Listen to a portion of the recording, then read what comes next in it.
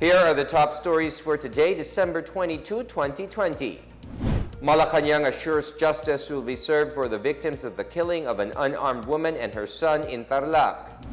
As the global race to deliver a COVID-19 vaccine moves forward, contract signing for vaccine deal is slated next week. More trains set to arrive in the country as the Transportation Department boosts efforts to ease traffic in the metro. And in a bid to further pump life into the pandemic-hit economy, you can now head onto the north as bus operations resume this week.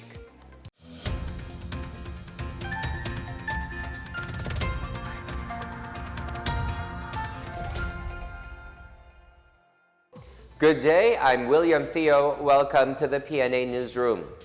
Malacanang condemns the killing of Sonia Gregorio and her son Frank Anthony during the altercation in Paniki, Tarlac on Sunday. President Rodrigo Duterte says he is in shock when he watched the viral video. He denounced in the strongest terms the dastardly act committed by the suspect, Police Sergeant Jonel Nuesca.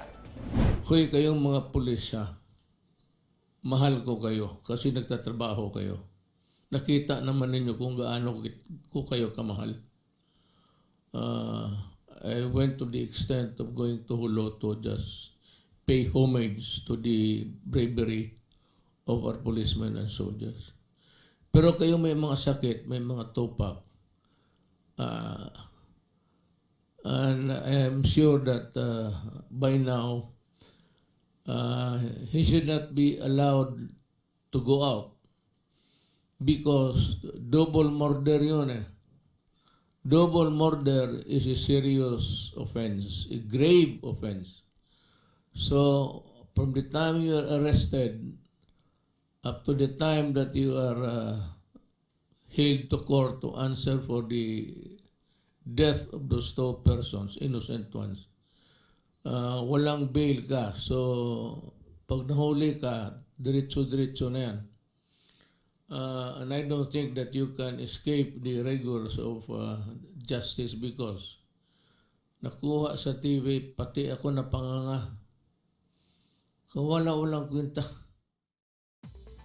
The killing in Tarlac gained negative reactions not only to the netizens but to several government officials as well. Among these are Senator Christopher Lawrence Bongo and House Speaker Lord Alan Velasco.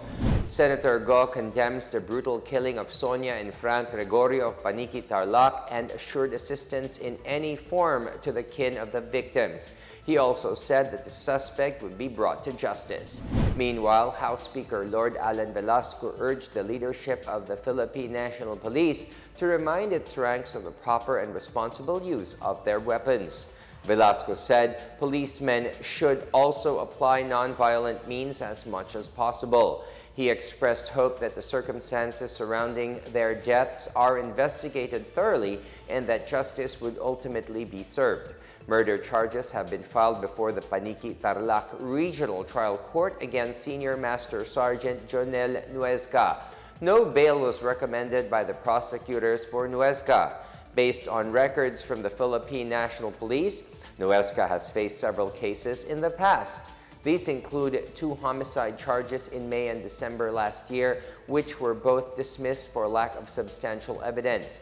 A case for serious neglect of duty against him for failing to attend court hearings as a prosecution witness in a drug case was also dropped in 2016. In 2014, he was suspended for 21 days due to less grave neglect of duty for refusing drug tests and leaving the testing area without permission. The police regional office in Central Luzon assured that there would be no whitewash in the investigation on the killing of Sonia Rufino Gregorio and her son Frank Anthony Gregorio by Senior Master Sergeant Jonel Nuesca. Brigadier General Valeriano de Leon said any infraction or wrongdoing committed by any member of the Philippine National Police would never be tolerated.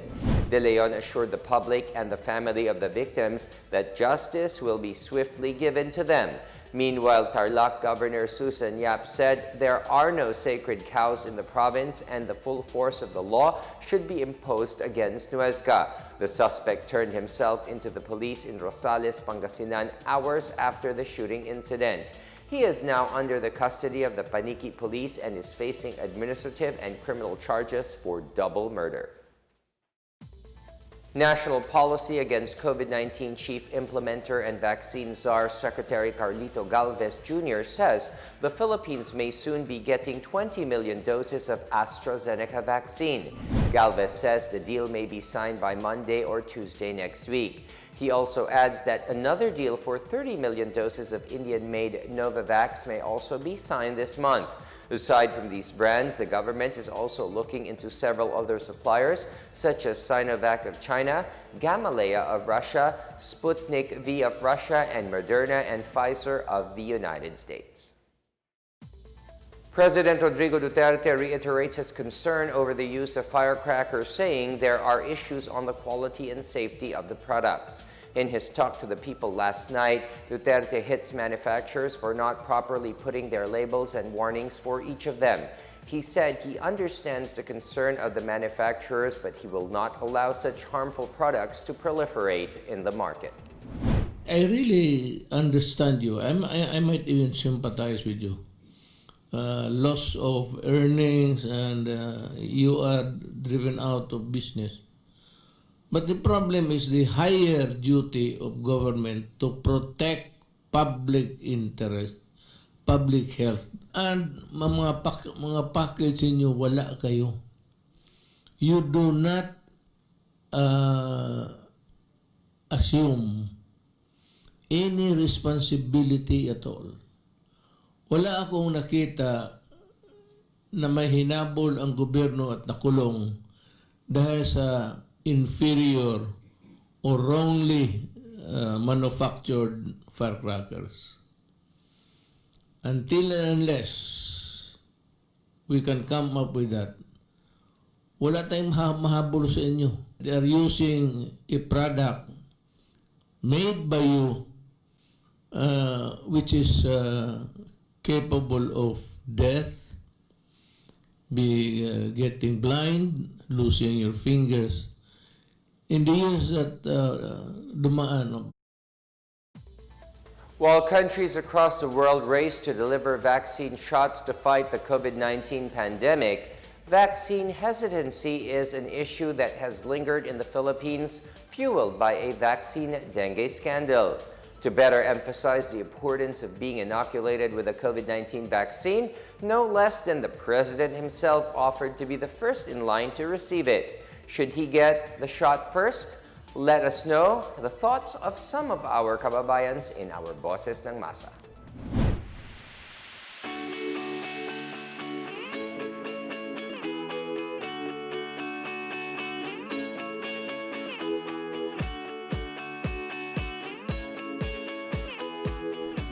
Siguro po kasi po mga opisyalis na po sila eh. Kumbaga mataas na po silang tatapos po. Pag sila pa po yung nanguna, mas na maengganyo po yung mga ibang na katulad naming mahirap na magbabaksin din po. Hindi siguro, ayaw ko. Kahit na po nagpabaksin na sila. Ayaw ko. Ang magandang balita siya para sa amin, sa aniwang mamamayan, na marinig yan mula talaga sa bibig ng ating mga lideres. Isang magandang gesture siya na talagang sila yung mauuna para sa kapakanan ng nakararami. Siguro naman. Siguro, syempre sila yung namumuno eh di kailangan sila yung mauna. Kasi kung halimbawa magkasakit sila, syempre sila yung namumuno sa atin. Parang mahihirapan din naman yung Pilipinas kung magkasakit sila, di ba? Oo naman, basta siya ang nauna. Kasi pag ano bang siya ang pinuno ang nauna, maniniwala na kami. Siguro muna, try muna yung iba muna, saka na lang kapag okay na. Kasi baka mamaya hindi rin sigurado yun. Parang nangyari sa Dembak siya. Pwede kasi mangyari ulit eh. Still to come, TESDA scholars are set to receive their allowances via mobile wallet. And Albay Representative Joey Salceda recommends measures to pull the economy up. More on these when the PNA Newsroom continues.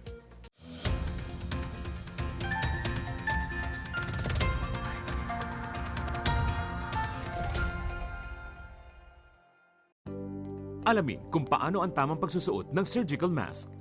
Una, hawakan ang mask sa strap at siguruhing natatakpan nito ang inyong bibig at ilong. Tandaan, ang may kulay na bahagi ng mask ang dapat nasa labas. Ito lamang ang tamang paraan ng pagsuot nito. Ihulma ang nose piece o maliit na metallic strip ayon sa hugis ng inyong ilong. Iwasan ang paghawak sa inyong ilong at bibig. Kung marumi na ang mask, hubarin ito gamit ang strap at itapon ito sa isang basurahan. Siguruhin ang maayos na paghuhugas ng kamay gamit ang sabon at tubig. Ang surgical mask ay dapat gamitin ng mga pasyenteng may sakit sa baga o mga taong mayroong ubo, sipon at lagnat, mga nag-aalaga sa mga may sakit, at mga healthcare at frontline workers. Maaari ring magsuot nito kung kayo ay pupunta sa matataong lugar. Basta't sama-sama at laging handa, kaya natin to!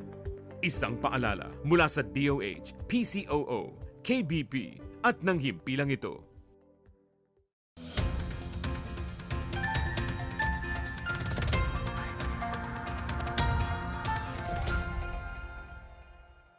You're still watching the PNA Newsroom.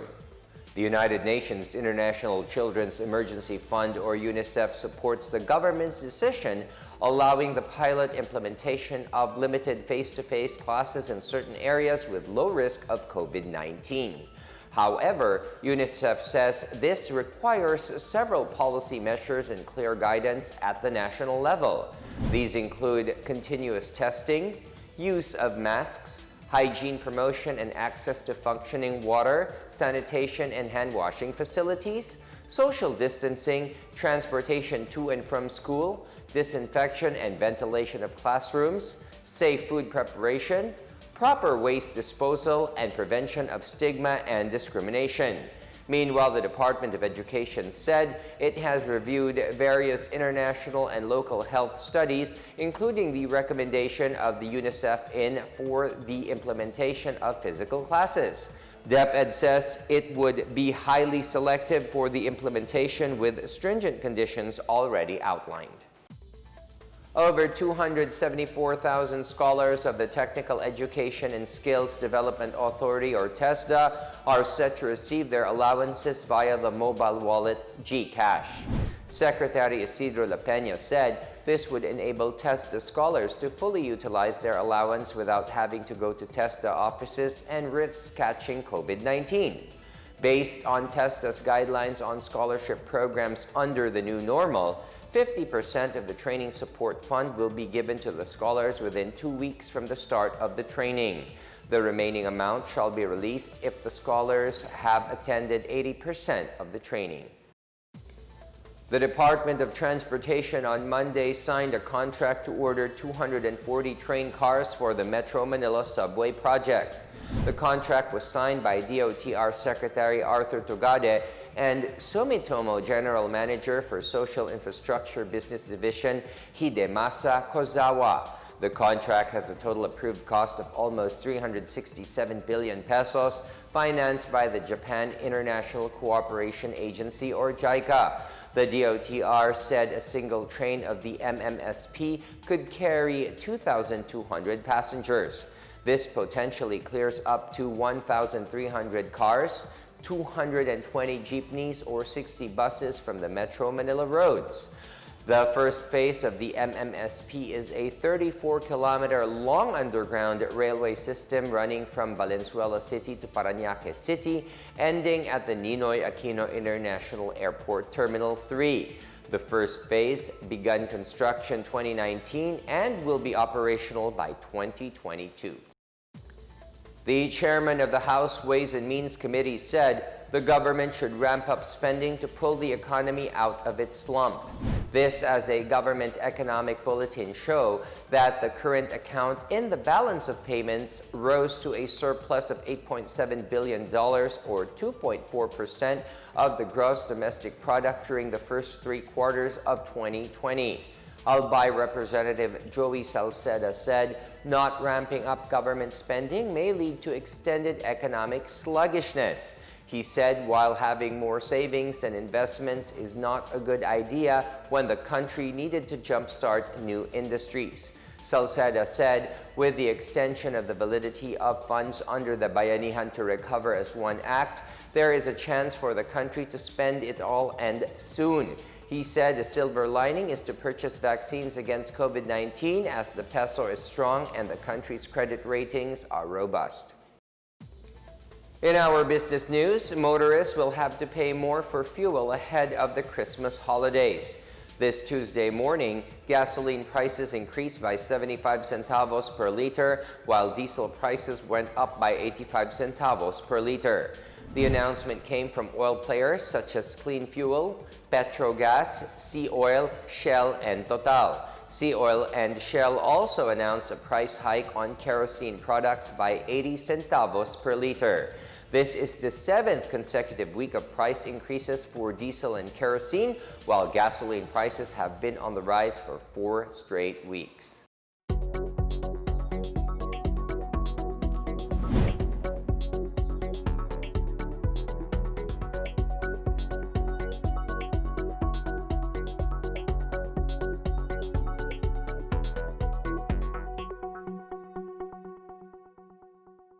Up next, anti-communist groups stage a protest rally ahead of CPP-NPA's 52nd founding anniversary.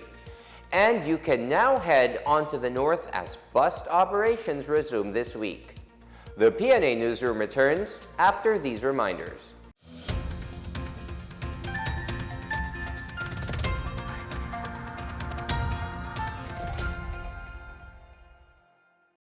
Alamin ang tamang paraan ng pag-ubo upang mapigilan ang paglaganap ng Coronavirus Disease 2019. Ugaliing magdala ng panyo o tissue.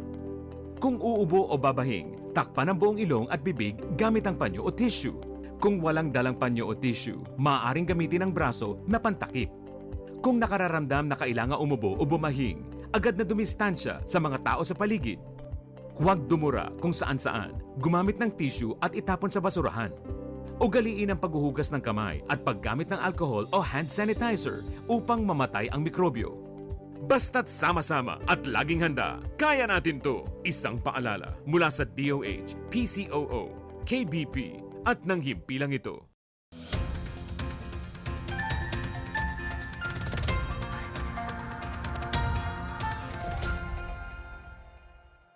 Anti-communist groups stage a protest outside the Menjola Peace Arc in Manila against the atrocities of the CPP-NPA-NDF ahead of its 52nd founding anniversary on December 26.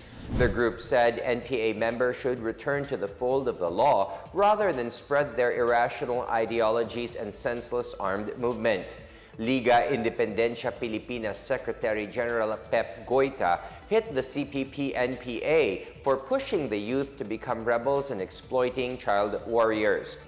League of Parents of the Philippines LPP Chair Remy Rosadio urged a new organizations allegedly linked with the CPP-NPA to end the recruitment of the youth into the armed struggle. Rosadio appealed to House Speaker Alan Velasco to probe the alleged links of the Makabayan bloc to the CPP-NPA. The groups also wanted to express their support to Quezon City RTC Judge Cecilin Burgos Villaverde for issuing search warrants that lead to the arrest of several activists. The Department of Justice and the National Bureau of Investigation confirmed that the remains found in Capas, Tarlac last October 30 was former Court of Appeals Associate Justice Normandy Pizarro. Justice Secretary Menardo Guevara said the Bureau is focusing on 4 persons of interest in the case. Pizarro's black sedan was recovered in San Simon, Pampanga. He was last seen alive at a casino in Clark on October 23. On March 13, 2018, the Supreme Court en banc fined Pizarro 100,000 pesos after the tribunal found him guilty of conduct unbecoming of a member of the judiciary. This, as an anonymous letter of complaint accused Pizarro of habitually gambling in casinos, selling decisions, and immorally engaging in an illicit relationship. Pizarro admitted having gone to a casino to accompany a balikbayan friend and again after learning that he had terminal cancer. He also denied having a mistress. Davao Region's local leaders have lauded the surrender and dismantling of the New People's Army Guerrilla Front. At least 26 rebels, including the front's leadership, surrendered to the government at the Army's 101st Brigade headquarters in Maco, Davao de Oro. The 10th Infantry Division said the surrenderers will receive cash as well as livelihood and food assistance from Davao de Oro Governor J.V. Tyron Uy, Davao del Norte Governor Edwin Jubahib, and Davao Oriental Governor Nelson Dayanghirang, who is also the Regional Peace and Order Council chairperson. Davao del Norte 1st District Representative Pantaleon Alvarez also vowed to help the surrenderers start a new life through scholarships, free hospitalization, and medical assistance. The Davao del Norte provincial government will meanwhile fast-track the projects in geographically isolated and disadvantaged areas where rebels usually focus their recruitment. Bus operations to and from Baguio City and Mountain Province are expected to resume soon pending the approval of Mayor Benjamin Magalong. The City Engineering Office said that all is set for the resumption of 11 routes of bus and van operations to and from Baguio. The Land Transportation Franchising and Regulatory Board on December 14 has endorsed the opening of at least 10 interprovincial and regional routes to and from Baguio City. Meantime, strict observance of the health and safety protocols are mandatory. And in Zamboanga City, the city government is set to resume operations of the integrated bus terminal to accept passengers from different entry points starting January next year. IPT Chief Derek Evangelista said the resumption of trips between this city and other parts of Mindanao is tentatively scheduled for January 16. Evangelista said that the initial plan for interprovincial travel involves a point-to-point system where buses would not be allowed to make stops along the way. Passengers will also be required to secure COVID-19 test results and other needed travel documents to allow exit and entry into this city. The 2020 Cebu International Film Festival awarding ceremony goes online this year on December 26. The Cebu.IFF has partnered with Pop TV, a new video-on-demand streaming platform, as the annual award-giving body goes online for the first time. Cebu City Mayor Edgardo Labella praised the Cebu.IFF as a platform to support the local film industry and to foster collaboration and create local and international partnerships. The Cebu.IFF, now on its 9th year, has also helped local filmmakers showcase their creativity and increase their knowledge of their craft.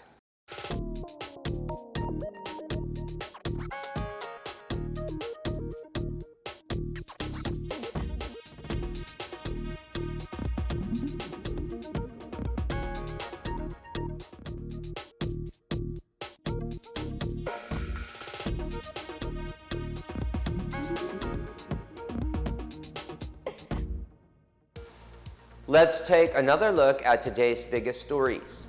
Malacanang assures justice will be served for the victims of the killing of an unarmed woman and her son in Tarlac. As the global race to deliver a COVID-19 vaccine moves forward, contract signing for vaccine deal is slated next week.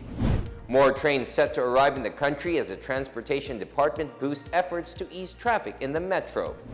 And in a bid to further pump life into the pandemic-hit economy, you can now head onto the north as bus operations resume this week. Thank you for watching another episode of the PNA Newsroom. To check more news content, check our webpage or head onto the Philippine News Agency's Facebook and Twitter accounts. For more stories about the government and how it serves Filipinos, look for these hashtags in all of our social media platforms and websites. We are shown on the pages of the PCOO and its attached agencies. Also, watch us on television on PTV4 and IBC 13. And it is 3 more days to go before Christmas. And that's your daily dose of the biggest stories that you need to know. From the PNA Newsroom, we tell stories that inspire change. I am William Theo. Good day, stay safe, and happy holidays, everyone.